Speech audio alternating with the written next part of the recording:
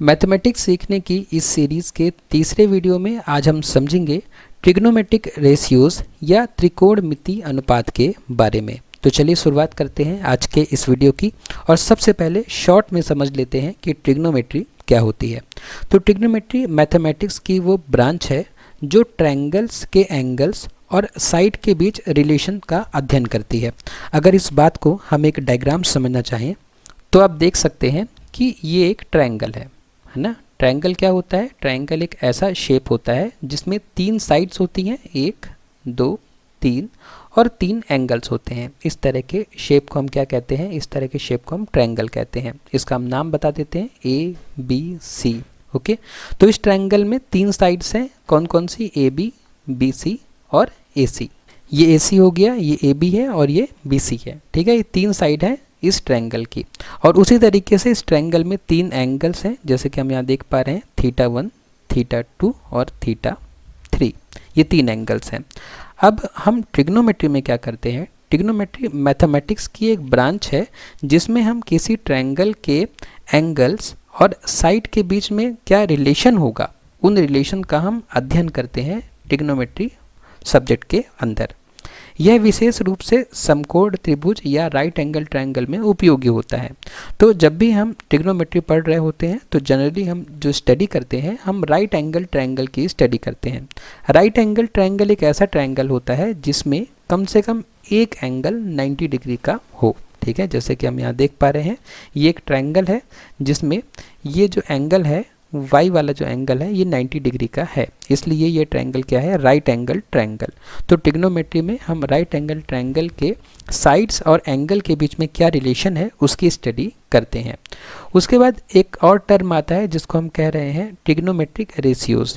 Trigonometric ratios right angle triangle की sides और angles के बीच संबंध को दर्शाते हैं। तो अगर हमें इन संबंध को दर्शाना हो, किन संबंध को? किसी ट्रायंगल के साइड्स और एंगल्स के बीच में क्या रिलेशन है, इसको हमें दर्शाना हो, ठीक है, दिखाना हो, तब हम ट्रिग्नोमेट्रिक रेशियोज़ का उपयोग करते हैं। ठीक है, आज के इस वीडियो में हम ट्रिग्नोमेट्रिक रेशियोज़ की ही चर्चा करने वाले हैं। तो हम बहुत डिटेल में समझेंगे कि कैसे हम इनके बीच के रिलेशन को दर्शाते हैं। उसके बाद ये रेशियो हमें त्रिभुज की साइड्स की लंबाई और एंगल के मान के बीच में संबंध को समझने में मदद करते हैं। तो ये जो रेशियोज़ हम पढ़ेंगे आज के इस वीडियो में, ये हमें इस बात में हेल्प करते हैं कि हम कोई ट्रायंगल के साइड्स की लंबाई और एंगल के मान के बीच में क्या संबंध है उसको हम अच्छे से समझ सकें। ओके, उसके बाद एक एग्जांपल है। एग्जाम्पल के लिए मान लीजिए कि आपके पास एक राइट एंगल ट्रायंगल है जिसमें एक एंगल 30 डिग्री का है। इसको हम इस तरीके से बना सकते हैं कि ये हमारे पास एक राइट एंगल ट्रायंगल है जिसमें एक जो एंगल है वो 30 डिग्री का है। इस त्रिभुज की साइड्स के अनुपात को समझने के लिए, तो ये जो ट्रायंगल है इसके साइड के अनुपात को, ठीक है, साइड के रेशियो को समझने के लिए हम ट्रिग्नोमेट्रिक रेशियोज़ का उपयोग करते हैं। अब जब हम इसको एग्जांपल से समझेंगे तब ये बात आपको और अच्छे से समझ में आएगी। ठीक है, तो अब हम डिटेल समझते हैं ट्रिग्नोमेट्रिक रेशियोज़ की। Trigonometric ratios right angle triangle में एंगल्स और साइड के बीच संबंध को व्यक्त करते हैं। ठीक है, और उस संबंध को व्यक्त करने के लिए कुछ ये टर्म्स हैं जो हमें पता होने ज़रूरी है, और इन्हीं टर्म्स की मदद से हम क्या करेंगे, जो ट्रायंगल होगा उसके साइड और एंगल के बीच में रिलेशन को समझेंगे। ठीक है, ये टर्म आपने सुने होंगे, sine, cosine, tangent, cosecant, secant और कोटेंजेंट। ठीक है, हम इसे शॉर्ट में कहते हैं sine, cos, tan, cos, cosec, sec, cot. ठीक है, शॉर्ट में हम ये कहते हैं। अब अगर हम किसी राइट एंगल ट्रायंगल को थोड़ा और डिटेल में समझने की कोशिश करें तो हम उसे ऐसे समझ सकते हैं कि मान लीजिए कि हमारे पास एक राइट एंगल ट्रायंगल है। ठीक है, यहाँ पे इसका हम नाम दे देते हैं A, B और C। अब हमें यहाँ पे क्या बताया जा रहा है कि इन 3 साइड्स का अलग अलग नाम होता है। किसी ट्रायंगल की जो 3 साइड है इनके अलग अलग नाम होते हैं, जैसे हाइपोटेनस, परपेंडिकुलर और बेस। ठीक है, तो हाइपोटेनस हम किसको बोलते हैं? हमारे पास एक राइट एंगल ट्रायंगल है। इस राइट एंगल ट्रायंगल में जो 90 डिग्री वाला एंगल है, ये 90 डिग्री वाला एंगल है ना, इसके सामने जो भी साइड होगी, ठीक है, इस राइट एंगल के सामने जो भी साइड होगी उसको हम कहेंगे हाइपोटेनस। ठीक है, हाइपोटेनस या कर्ण। ओके, उसके बाद अगर अब यहाँ पे इस 90 डिग्री या इस राइट एंगल के अलावा दो एंगल और बच रहे हैं, ठीक है, ए वाला और सी वाला। तो अब हम इनमें से किसी एक को पहले कंसीडर करना पड़ेगा हमें, ठीक है। तो मैं सी वाला एंगल कंसीडर कर लेता हूँ, इसको मैंने कंसीडरेशन में लिया, ठीक है। अब इसके रिस्पेक्ट में हम बात करेंगे कि कौन परपेंडिकुलर है और कौन बेस है। तो इस एंगल के जो हमने कंसीडर किया है सी को, इस एंगल के सामने वाली जो साइड होगी इसको हम कहेंगे परपेंडिकुलर, ठीक है।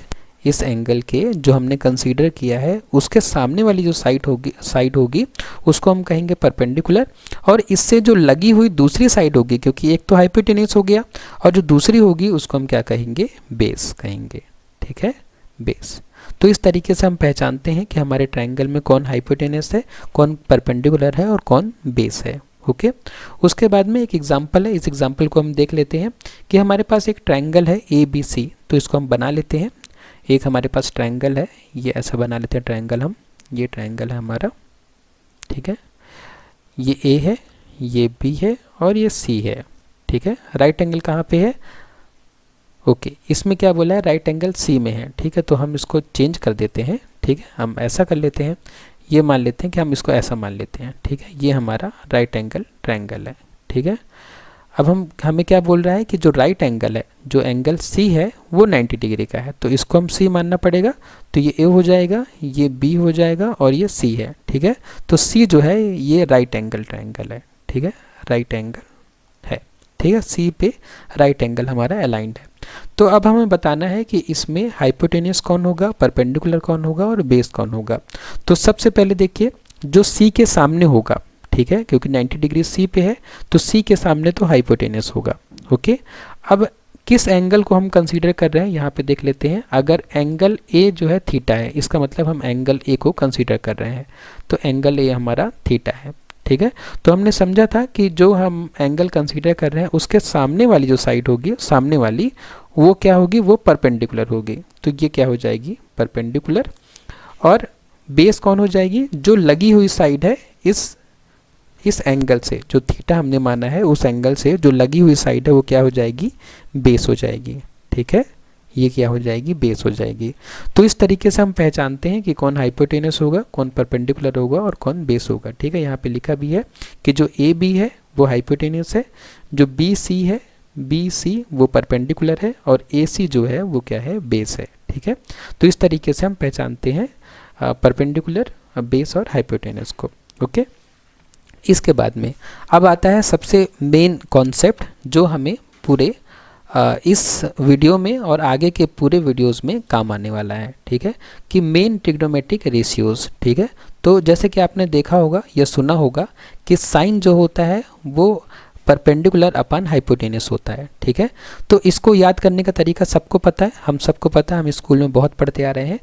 हम क्या लिखते हैं, पंडित बद्री प्रसाद हरी हरी बोल, सोना चांदी तोल, ठीक है। ये वाला जो कहावत है या प्रोवर्ब है या जो भी हम इसको बोलते हैं, ये जो है ये हम सबको पता है, ठीक है। तो हमने बचपन से सुना है इस रेशियो के बारे में, तो ये यही है, ठीक है। हमारा जो कॉन्सेप्ट एक्चुअली शुरू होता है ये ऊपर से शुरू होता है, लेकिन जब हम स्कूलों में या जब अपने से पढ़ते समय पहले इसी से शुरुआत कर देते हैं और ये सब पढ़ने लगते हैं तो हमें लगता है कि ये सब कहाँ से आया, ठीक है। तो ऊपर हमने बेसिक कॉन्सेप्ट समझ लिया, ठीक है, ट्रायंगल का, और ट्रिग्नोमेट्रिक क्या होती है और ट्रिग्नोमेट्रिक रेशियोज क्या होते हैं। अब हम ट्रिग्नोमेट्रिक रेशियोज देख रहे हैं कि ट्रिग्नोमेट्रिक रेशियोज क्या होते हैं। ओके, तो ट्रिग्नोमेट्रिक रेशियोज मतलब क्या होगा, देखिए यहाँ पे ये S मतलब हो गया साइन, S मतलब साइन, C मतलब कॉस और जो T है उसका मतलब हो गया टेन, ठीक है। अब हमें ये याद होना चाहिए कि साइन का जो रेसिप्रोकल होता है साइन का वो होता है कोसेक, ठीक है, कोसेक। साइन का जो रेसिप्रोकल होता है वो कोसेक होता है। जो कॉस होता है उसका जो रेसिप्रोकल होता है, रेसिप्रोकल मतलब उसका इन्वर्ट करते हैं उसको, अगर हम उसका इन्वर्जन क्या होता है, तो कॉस का क्या होता है, सेक होता है, और टेन का क्या होता है, कॉट होता है। ये हमें याद होना चाहिए, ठीक है। ये कुछ चीज़ें हैं बेसिक जो कि हमें एकदम याद होनी चाहिए, तो उनमें से ये भी एक चीज़ है, ठीक है। तो अगर हमें पता करना हो कि साइन का अगर हमारे पास एक एंगल है, अब हमें उसका मान लीजिए कि साइन थीटा पता करना है, ठीक है। जैसे कि यहाँ पे इस ट्रायंगल में ये हमारा थीटा था, ये थीटा एंगल है। हमें साइन थीटा बताना है कि साइन थीटा की वैल्यू क्या होगी, साइन थीटा की वैल्यू क्या होगी। ठीक है, ये हमारा एंगल है, इसको हम कंसिडरेशन में ले रहे हैं। अब हमें बताना है कि साइन थीटा की वैल्यू क्या है। साइन थीटा की वैल्यू जैसे कि हम शुरू से समझते आ रहे हैं कि जब हम ट्रिग्नोमेट्रिक रेशियोज पढ़ रहे हैं तो हम साइड्स और एंगल के बीच में जो रेशियो है, ठीक है, उनके बारे में पढ़ रहे हैं। मतलब हम साइड और एंगल के बीच क्या रिलेशन है, उनके संबंध के बारे में हम पढ़ रहे हैं। तो ये हमारा एंगल हो गया कौन, साइन थीटा। अब साइड क्या होगी, साइन, अगर साइन थीटा हमारा एंगल है तो साइड का रेशियो क्या होगा। तो साइड का रेशियो क्या होगा, हम इससे देख सकते हैं। साइन थीटा मतलब P अपॉन एच। P मतलब क्या हो जाएगा, P मतलब हो जाएगा परपेंडिकुलर। परपेंडिकुलर मतलब क्या है, ये BC। BC क्या है, परपेंडिकुलर। और हाइपोटेनियस, ठीक है, परपेंडिकुलर अपन हाइपोटेनियस। हाइपोटेनियस क्या है, AB। ठीक है, AB। तो अब आप देख सकते हैं कि ये जो आपको एक फॉर्मूला मिला है, इस फॉर्मूले में एंगल, ये एंगल है ना थीटा, एंगल, और ये दोनों क्या है, ये दोनों हैं साइड्स। ठीक है, एंगल है और ये साइड्स है। तो एंगल और साइड के बीच में रिलेशन देखने को मिल रहा है आपको इस वाले फॉर्मूले में। ठीक है, मतलब जो साइन थीटा होगा वो बराबर होगा BC अपन AB के। ठीक है, साइड के रेशियो के बराबर होगा एंगल। ठीक है, कितनी मज़ेदार बात है कि जो एंगल की वैल्यू होगी, साइन थीटा की जो वैल्यू होगी, वो इन दोनों के साइड के रेशियो के बराबर होगी। ओके, तो ऐसे ही करके हम सारे जो साइड्स हैं उनके बीच का रेशियो जो है वो पता कर सकते हैं, है ना। तो यहाँ पे अगर हमें कॉस का पता, अगर हमें इसी की कॉस की वैल्यू निकालनी हो, कॉस थीटा की, ठीक है, कॉस थीटा की वैल्यू निकालनी है, तो कॉस थीटा क्या हो जाता है, कॉस थीटा हो जाता है बेस अपन हाइपोटेनस। तो यहाँ पे बेस क्या है, AC, है ना, बेस क्या है, AC, और हाइपोटेनस क्या है, हाइपोटेनस है AB। ओके, तो AC अपन AB। तो इस तरीके से हम क्या कर सकते हैं कि एंगल और साइड के बीच में रेशियो को समझ सकते हैं। ठीक है, उनके बीच रिलेशन को समझ सकते हैं। तो यहाँ पे यही लिखा हुआ है। यहाँ पे साइन थीटा का आपको पहले फॉर्मूला बताया गया है कि लंब अपान कर्ण मतलब परपेंडिकुलर अपान हाइपोटेनियस, और उसके बाद में उसकी वैल्यू निकाल के दिखाई गई है। ठीक है, कि साइन थीटा की वैल्यू क्या हो जाएगी, 0.6। तो इस तरीके से हम सभी एंगल्स की वैल्यू निकाल सकते हैं अगर हमें साइड्स पता हो तो। ठीक है, अगर मैं आपको इसको बताना चाहूँ, एक एग्जांपल हम समझ लेते हैं कि अगर मान लीजिए कि हमारे पास एक ट्रायंगल है। ठीक है, मैं एक ट्रायंगल बना लेता हूँ। पहले फॉर्मूला समझ लेंगे, उसके बाद आपके लिए बाकी सब समझना आसान हो जाएगा। ठीक है, ये ABC लिख लेता हूँ मैं। ओके, और ये हमारा 90 डिग्री एंगल है, और ये हमारा मान लेते हैं थीटा है। ओके, उसके बाद अगर ये थीटा है हमारा, तो हमारा ये हाइपोटेनस होगा। ठीक है, ये परपेंडिकुलर होगा और ये बेस होगा। तो अगर हमें इसकी वैल्यू निकालनी है, इस एंगल की वैल्यू हमें चाहिए, तो इस एंगल की वैल्यू निकालने के लिए हमें क्या लिखना पड़ेगा, sine theta is equal to, है ना, क्या होता है, परपेंडिकुलर अपन हाइपोटेनस। परपेंडिकुलर मतलब AB, है ना, AB अपन हाइपोटेनस मतलब AC। तो AB की वैल्यू क्या है, देखिए यहाँ पे दिया होगा कि AB मतलब क्या हो गया अपना परपेंडिकुलर। तो AB की वैल्यू है 3 सेंटीमीटर, तो AB की वैल्यू क्या है 3। और AC मतलब कर्ण, कर्ण मतलब हाइपोटेनस, तो उसकी वैल्यू है 5।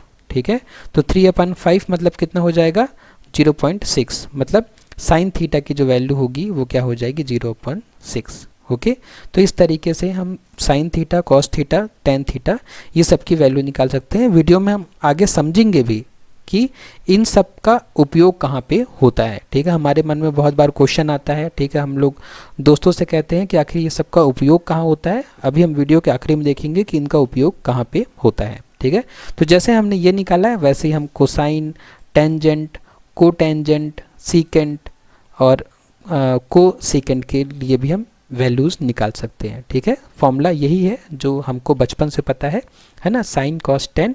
और फिर यहाँ पे अगर हमें कॉट की वैल्यू चाहिए तो वो टेन का अपोजिट होता है या इन्वर्स होता है, तो कॉट सेक कॉसेक। ठीक है, ऐसा आप लिख देंगे ना तो आपको सब पता है। तो अगर हम कॉट थीटा की वैल्यू लिखना चाहें तो कॉट थीटा क्या हो जाएगा, कॉट थीटा जो होगा वो बराबर हो जाए किसके, बेस अपान परपेंडिकुलर के, बेस अपान परपेंडिकुलर के। ठीक है, इसी तरीके से जो सेक थीटा होगा, सेक थीटा मतलब यहाँ पे जो लिखा है सेक थीटा जो होगा वो हाइपोटेनस अपन बेस होगा, है ना। यहाँ पे हमको सब के रेशियो मिल जाएंगे, हाइपोटेनस अपन बेस। उसके बाद में जो कॉसेक होगा, कॉसेक, है ना, कॉसेक, ये सब नाम आपको याद करने पड़ेंगे। ठीक है, कॉसेक जो होगा वो क्या होगा, हाइपोटेनस अपन परपेंडिकुलर, हाइपोटेनस अपन परपेंडिकुलर। ठीक है, जब हम इनको देखेंगे तब हम नीचे से पढ़ेंगे। ठीक है, कॉसेक क्या होगा, हाइपोटेनस अपन परपेंडिकुलर। हम वेरीफाई भी कर सकते हैं इस चीज़ को।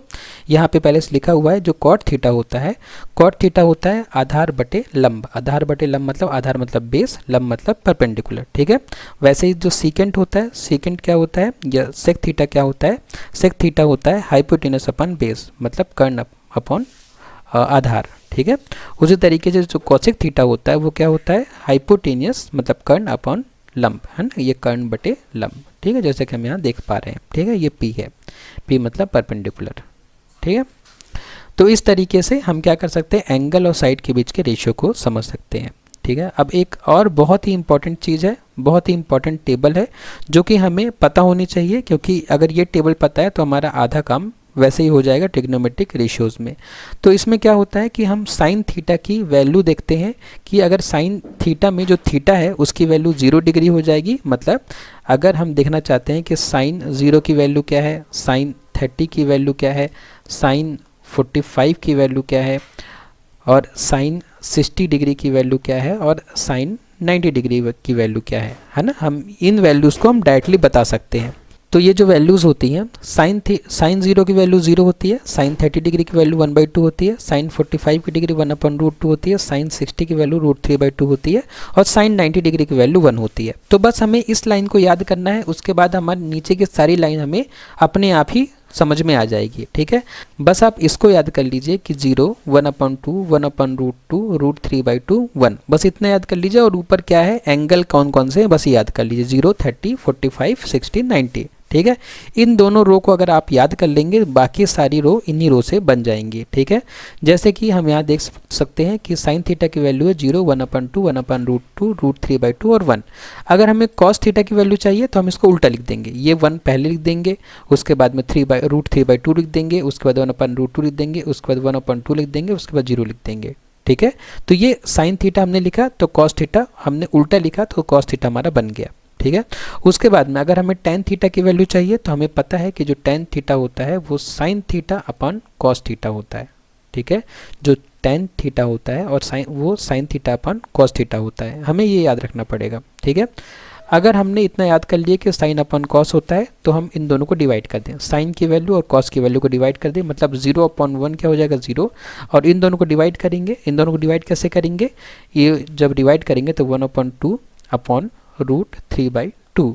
ठीक है, जिसको सॉल्व करेंगे तो 1/2 इंटू ये 2 ऊपर चला जाएगा, √3 नीचे आ जाएगा। ठीक है, जब डिवाइड करते हैं तो जो नीचे वाला जो डिनोमिनेटर होता है उसको हम पलट देते हैं, 2 ऊपर आ जाएगा, √3 नीचे आ जाएगा, 2 कट जाएगा, 1/√3। ठीक है, ये 1/√3 आ गया। ठीक है, मतलब इन दोनों वैल्यू को हम डिवाइड करेंगे तो हमें tan की वैल्यू मिल जाएगी, इन दोनों को डिवाइड किया tan की। और यहाँ पे अनिश्चित क्यों आ रहा है, क्योंकि जब भी हम किसी नंबर को 0 से डिवाइड करते हैं तो जो वैल्यू आती है वो अनडिफाइंड होती है, अनडिफाइंड, इसलिए यहाँ पे अनिश्चित लिखा है, क्योंकि वैल्यू जो होती है इसकी निश्चित नहीं होती है, अनडिफाइंड है। ठीक है, डिफाइंड नहीं है।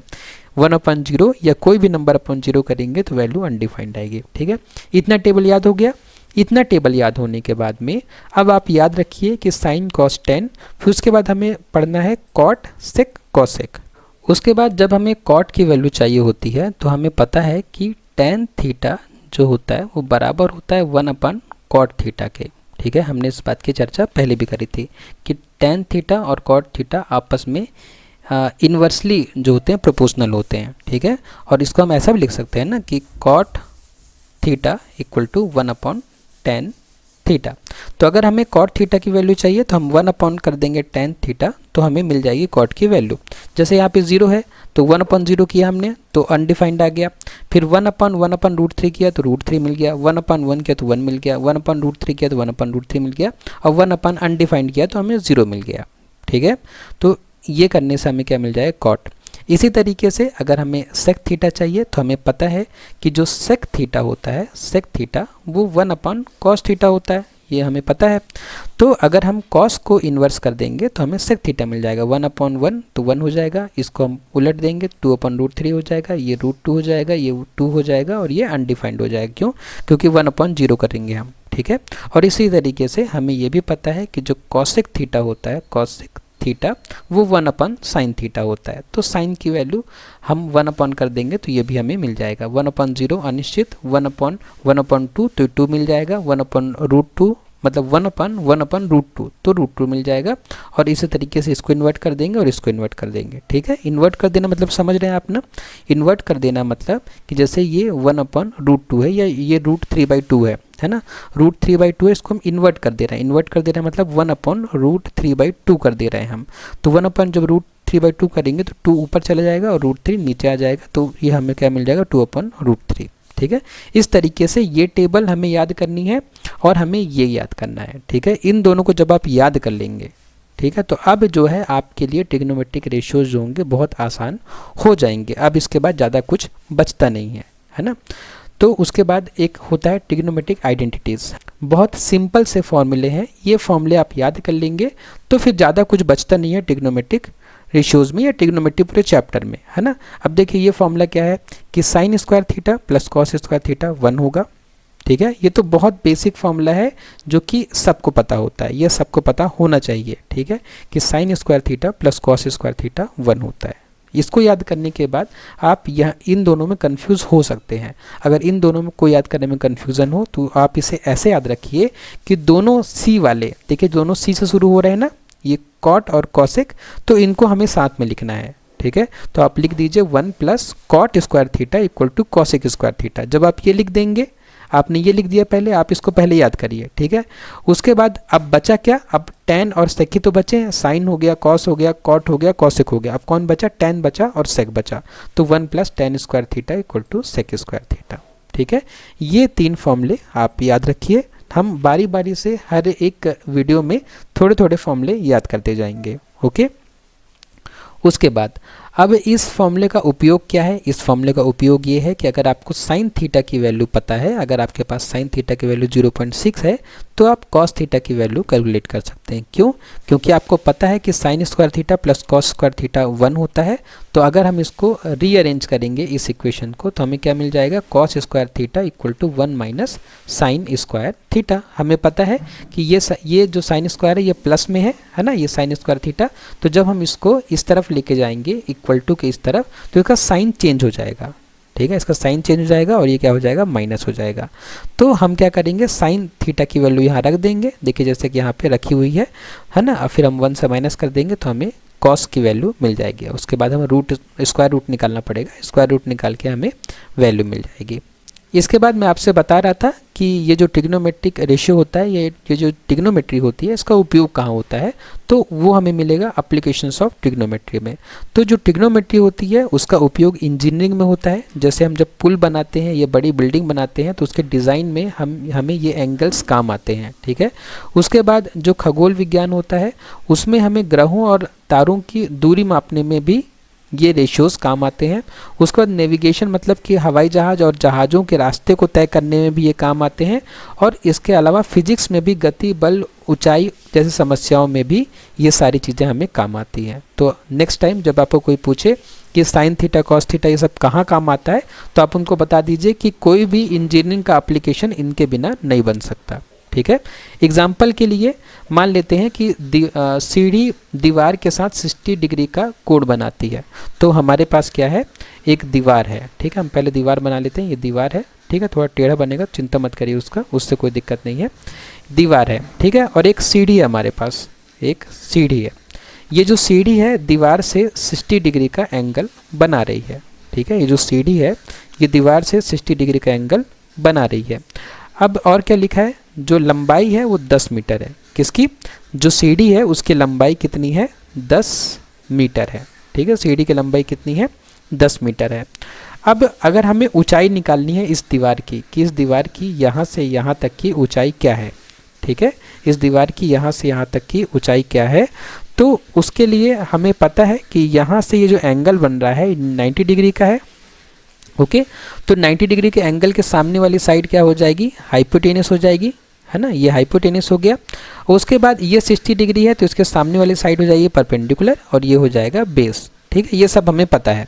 ओके, तो अब अगर हमें इसकी वैल्यू चाहिए, इस वाले लेंथ की वैल्यू चाहिए, तो हम क्या करेंगे, हम लिखेंगे, ठीक है, sine theta is equal to क्या होता है, साइन थीटा इक्वल टू क्या होता है, यहाँ पे देखते हैं हम, साइन थीटा इक्वल टू होता है यहाँ पे परपेंडिकुलर अपन हाइपोटेनियस, ठीक है, क्योंकि हमें परपेंडिकुलर और हाइपोटेनियस दोनों की वैल्यू पता है, इसलिए हम साइन थीटा यहाँ पे लिख रहे हैं। साइन थीटा जो होता है वो होता है परपेंडिकुलर अपन हाइपोटेनियस, ठीक है। तो परपेंडिकुलर की वैल्यू क्या है हमें नहीं पता, ठीक है। हाइपोटेनियस की वैल्यू क्या है हमको पता है 10 मीटर, ठीक है। इसको हम सॉल्व करें तो साइन थीटा की वैल्यू भी हमें पता है, ये थीटा जो है ये कितना है 60 डिग्री, ठीक है। और उसके बाद परपेंडिकुलर अपॉन हाइपोटेनियस, हाइपोटेनियस मतलब 10 है। अब अगर हमें परपेंडिकुलर की वैल्यू निकालनी हो तो हमें क्या करना पड़ेगा, 10 और इसको मल्टीप्लाई करना पड़ेगा। तो 10 ये इधर जाएगा ना, अभी डिवाइड में है तो 10 इधर जाएगा तो क्या हो जाएगा, मल्टीप्लाई में हो जाएगा, तो साइन 60, ओके, साइन 60। अब ये 10 इंटू साइन 60 क्या हो जाएगा, साइन 60 की वैल्यू हमें यहाँ से मिल जाएगी, कहाँ से मिल जाएगी, साइन 60 की वैल्यू यहाँ से मिल जाएगी, वो क्या हो जाएगी √3/2, √3/2 हो जाएगी साइन 60 की वैल्यू, ये हम लिख देंगे यहाँ पे √3/2। इसको हम सॉल्व करेंगे, देखिए यहाँ पे 10 इंटू √3/2 तो हमें 8.66 मीटर मिल जाएगा, मतलब कि ये जो यहाँ से लेके यहाँ तक की दीवार की जो लेंथ है वो 8.66 मीटर है, ठीक है। तो इस तरीके से हम सॉल्व कर सकते हैं इस तरीके के क्वेश्चन को। उसके बाद आज की इस वीडियो को हम कंक्लूड कर सकते हैं। आज की इस वीडियो में हमने समझा कि trigonometric ratios right angle triangle के एंगल और साइड के बीच गहरा संबंध दर्शाते हैं। इनके माध्यम से हम वास्तविक जीवन की कई समस्याओं को हल कर सकते हैं। लगातार अभ्यास से इन रेशियोज को आसानी से याद और उपयोग किया जा सकता है। उसके बाद में कुछ प्रैक्टिस क्वेश्चन है, हम चाहें तो इसे फटाफट कर सकते हैं, मुश्किल से 2-4 मिनट और लगेंगे। देखिए यहाँ पे परपेंडिकुलर की वैल्यू दी है 6 और यहाँ पे हाइपोटेनस की वैल्यू दी है 10। हमें निकालना है साइन थीटा और कॉस थीटा। तो हमें पता है कि साइन थीटा जो होता है वो परपेंडिकुलर अपन हाइपोटेनस होता है। अगर हमें याद नहीं तो हम लिख लेंगे पंडित बद्री प्रसाद हरी बोल सोना चांदी तोल, ठीक है, ऐसे लिख लेंगे हम, ठीक है। तो हमने लिख लिया, तो हमें क्या पता चल गया, साइन थीटा इक्वल टू होता है परपेंडिकुलर अपन हाइपोटेनस। तो परपेंडिकुलर की वैल्यू 6 है, हाइपोटेनस की वैल्यू 10 है। हम इन दोनों का रेशियो निकाल देंगे, ठीक है, डिवाइड कर देंगे तो हमें इसका आंसर मिल जाएगा, ठीक है। उसी तरीके से अगर कॉस थीटा निकालना है तो हमें पता है कि बेस अपन हाइपोटेनस, तो बेस अपन हाइपोटेनस, तो बेस की वैल्यू हमें नहीं पता, ठीक है। यहाँ पे परपेंडिकुलर की वैल्यू पता है, हाइपोटेनस की वैल्यू पता है, बेस की वैल्यू नहीं पता। तो हमें क्या करना पड़ेगा, हमें फिर ट्रायंगल बनाना पड़ेगा, है ना। हमें ट्रायंगल बनाना पड़ेगा, ट्रायंगल बना के बताना पड़ेगा कि हाइपोटेनस है, ये परपेंडिकुलर है, ये बेस है, अगर हमारा ये एंगल थीटा है तो, ओके। उसके बाद में जो परपेंडिकुलर है उसका जो वैल्यू है वो 6 है, जो हाइपोटेनस उसका वैल्यू 10 है, तो बेस की वैल्यू क्या होगी, तो उसके लिए हमें क्या यूज़ करना पड़ेगा, उसके लिए हमें यूज़ करना पड़ेगा पाइथागोरस थ्योरम। पाइथागोरस थ्योरम क्या होता है कि हाइपोटेनस का जो स्क्वायर होता है ना, हाइपोटेनस का जो स्क्वायर होता है वो बराबर होता है परपेंडिकुलर के स्क्वायर के प्लस बेस के स्क्वायर के, ये हमें पता है, ठीक है। परपेंडिकुलर की वैल्यू पता है हमें 6 स्क्वायर प्लस बेस की वैल्यू हमें निकालनी है बेस स्क्वायर, तो और हाइपोटेनस हमें पता है 10 स्क्वायर, ठीक है। तो कितना हो जाएगा, ये हो जाएगा 100 और फिर ये 6 स्क्वायर क्या हो जाएगा 36, है ना, 36, और इधर आएगा तो क्या हो जाएगा -36 और बेस स्क्वायर, फिर क्या मिल जाएगा हमें 64 मिल जाएगा इक्वल टू बेस स्क्वायर, और बेस की जो जब हम इसका स्क्वायर रूट लेंगे तो ये क्या मिल जाएगा 8 मिल जाएगा। इसका मतलब बेस की वैल्यू क्या आ जाएगी 8 आ जाएगी, ठीक है। तो अब बेस अपन हाइपोटेनस मतलब बेस क्या है 8 है और हाइपोटेनस क्या है, हाइपोटेनस 10 है, ये आ गया हमारा कॉस थीटा, ठीक है। तो इस तरीके से हम साइन थीटा कॉस थीटा निकाल सकते हैं। उसके बाद बहुत ही सिंपल क्वेश्चन है कि tan थीटा अगर 1 है, tan थीटा अगर 1 है तो थीटा की वैल्यू क्या होगी। तो हमें पता है कि जो tan होता है हमारा वो 1 कब होता है, हम इस टेबल में देखते हैं कि जो tan होता है ये 1 कब होता है, जब थीटा की वैल्यू 45 होती है ना। जो tan थीटा है वो 1 कब होता है, जब थीटा की वैल्यू 45, मतलब कि tan 45 की वैल्यू क्या होगी 1 होगी, tan 45 की वैल्यू क्या होगी 1 होगी। तो हम यहाँ 1 की जगह यहाँ पे 1 की जगह tan 45 लिख सकते हैं क्या, tan 45 डिग्री, है ना। तो अब देखिए ये tan बराबर है, यहाँ भी tan है यहाँ भी tan है, तो थीटा की वैल्यू क्या हो जाएगी 45, इसका मतलब थीटा इक्वल टू क्या हो गया 45 डिग्री, ठीक है। तो ये आ गया हमारा थीटा का मान। उसके बाद में अगर सेक थीटा, सेम वैसे ही क्वेश्चन है कि सेक थीटा की वैल्यू 2 है तो कॉस थीटा क्या होगा, ठीक है। तो पहले हम सेक थीटा में थीटा की वैल्यू निकाल लें, फिर कॉस थीटा की वैल्यू हमें मिल जाएगी। तो सेक थीटा 2 कब होता है, हम देख लेते हैं यहाँ टेबल में, इसीलिए हमें टेबल याद रखना पड़ेगा या बनाना पड़ेगा। सेक थीटा की वैल्यू 2 कब होती है, जब थीटा का मान क्या होता है 60, ठीक है। तो 2 कब होगा, सेक 60 में। तो सेक 60 हम यहाँ पे लिख लेते हैं, सेक 60 मतलब कि जो सेक थीटा होगा वो सेक 60 के बराबर होगा। अगर यहाँ पे 2 है तो इसका मतलब थीटा का मान क्या हो जाएगा, थीटा का मान 60 हो जाएगा, ठीक है। अब हमें बताना है कि कॉस थीटा क्या होगा, मतलब कॉस थीटा मतलब 60, ठीक है। थीटा का मान क्या है 60, तो कॉस 60 क्या होता है, कॉस 60 हम देख लेते हैं, ठीक है। इसीलिए आपको जब भी एग्जाम में आए तो आपको टेबल बना लेनी चाहिए। कॉस 60 जो होता है 1/2 होता है, ठीक है, 1/2 होता है। तो 1/2 लिख लेते हैं यहाँ पे, ठीक है। तो ये हो गया, तो प्रोसेस से, ये प्रोसेस से हो गया। बाकी शॉर्टकट इसका यही है, करना हमें इतना ही है कि हमें पता है कि जो सेक थीटा होता है 1/cos थीटा होता है। तो अगर सेक थीटा की वैल्यू 2 है तो 1/cos थीटा की वैल्यू कितनी हो जाएगी, 1/2। वेरीफाई भी हो गया, ठीक है, हमने यहाँ से वेरीफाई भी कर लिया, ठीक है। ये फॉर्मूला को हमने क्या कर लिया, वेरीफाई कर लिया, ठीक है। इस तरीके से क्वेश्चन सॉल्व किया जा सकता है। उसके बाद में अगर कॉट थीटा की वैल्यू √3 है तो tan थीटा की वैल्यू क्या होगी, हमें पता है कि जो tan थीटा होता है 1/cot थीटा होता है, ठीक है। तो जो tan थीटा हो जाएगा वो क्या हो जाएगा, cot थीटा की वैल्यू क्या है √3, तो 1/√3। इसका मतलब कि tan थीटा इक्वल टू क्या हो जाएगा 1/√3। अब हमें थीटा का मान चाहिए, है ना, थीटा का अनुमान लगाना है हमें। तो हमें देखना है कि tan थीटा जो है 1/√3 कब होता है। तो tan थीटा 1/√3, बहुत स्पीड में कर रहा हूँ क्योंकि वीडियो काफ़ी बड़ा हो गया है, ठीक है। आपको कुछ समझ में ना आया तो आप मुझे बताइए कमेंट बॉक्स में। tan थीटा √3 कब होता है, जब थीटा की वैल्यू 30 होती है। इसका मतलब वहाँ पे थीटा क्या आ जाएगा, वहाँ पे थीटा की वैल्यू क्या आ जाएगी, 30 आ जाएगी, ठीक है। तो हम यहाँ लिख सकते हैं कि tan theta equal to tan 30, ठीक है। 1/√3 मतलब tan 30, तो थीटा की वैल्यू क्या आ जाएगी 30 डिग्री, ठीक है। कोई क्वेश्चन में डाउट हो, आपको कोई क्वेश्चन लग रहा है कि कुछ गलत हो गया है मेरे से क्योंकि मैं थोड़ा जल्दबाजी में कर रहा हूँ, तो प्लीज़ मुझे कमेंट बॉक्स में बताइए ताकि मुझे पता चले कि आपको चीज़ें समझ में आ रही हैं, और कुछ समझ में नहीं आया तो भी मुझे कमेंट बॉक्स में बताइए। तो आज के इस वीडियो में बस इतना ही। अगर आपको इस नोट्स से पढ़ना है तो इस नोट्स का जो लिंक होगा मैं नीचे डिस्क्रिप्शन बॉक्स में डाल दूंगा, आप वहाँ से डाउनलोड करके इस पूरे नोट्स को पढ़ सकते हैं। उसके बाद में अगर आपको वीडियो यूज़फुल लगा तो वीडियो को लाइक करें, शेयर करें अपने फ्रेंड्स के साथ में, और सब्सक्राइब करें चैनल को। आपने वीडियो को लास्ट तक देखा उसके लिए बहुत बहुत धन्यवाद।